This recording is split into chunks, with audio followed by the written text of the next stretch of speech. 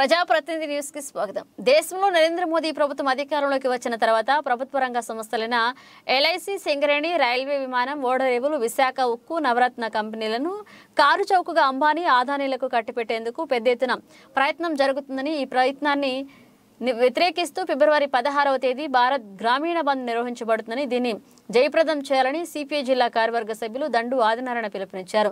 Painting వర్కర్లు union సమావేశం సత్తుపల్లిలో సంఘం అధ్యక్షుడు సంగసాని వసంతరావు అధ్యక్షతన జరిగింది. ఈ సందర్భంగా ఆయన మాట్లాడుతూ, దేశంలో నరేంద్ర మోదీ ప్రభుత్వం అవలంబిస్తున్న కార్మిక వ్యతిరేక విధానాలను తిప్పికొట్టాలని 16వ తేదీ జరిగే బంద్లో కార్మిక వర్గం పెద్ద సంఖ్యలో పాల్గొని తమ నిరసన తెలియజేయడం ద్వారా మోదీకి బుద్ధి చెప్పాలని కామ్రేడ్ దండు పిలుపునిచ్చారు.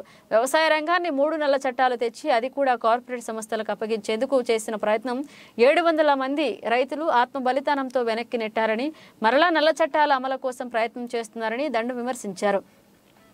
రైతులు, వ్యవసాయ కార్మికులు, చేతి వృత్తి వారు ప్రతి ఒక్కరూ ఈ యొక్క బంద్లో పాల్గొని ప్రభుత్వానికి నిరసన తెలపాలని ఆయన విజ్ఞప్తి చేశారు. ఈ కార్యక్రమంలో పెయింటింగ్ వర్కర్లు యూనియన్ అధ్యక్షులు వసంతరావు, రవి, అశోక్, అజయ్, వెంకటేశ్వరరావు, నాగేశ్వరరావు, ప్రసాద్, మంగయ్య, రాజు, సత్యం పాల్గొన్నారు.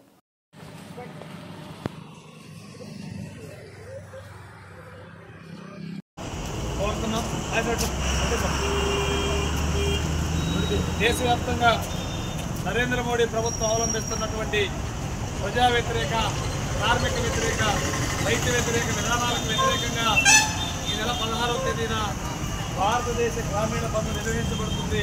ఈ బంద్లో భాగస్వాములై ఈ యొక్క బంద్ను జయప్రదం చేయాలని చెప్పి కార్మిక వర్గానికి విజ్ఞప్తి చేస్తూ ఉన్నాం. ఈ నెల జరిగేటువంటి బంద్లో అన్ని వర్గాల ప్రజలు పాల్గొంటూ ఉన్నారు. నరేంద్ర మోడీ ప్రభుత్వం అధికారంలోకి వచ్చిన తర్వాత అన్ని రకాల ధరలు పెరిగి దేశంలో సామాన్యులు, పేదలు, కష్టజీవులు, కార్మికులు బతకలేనటువంటి పరిస్థితి ఏర్పడింది.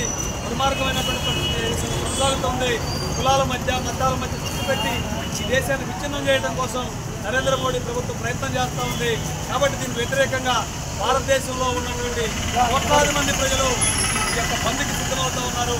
కాబట్టి సత్తుపల్లిలో కూడా కార్మిక వర్గం మొత్తం కూడా ఐక్యమై బంద్ను జయప్రదం చేయాలని చెప్పి విజ్ఞప్తి చేస్తాం.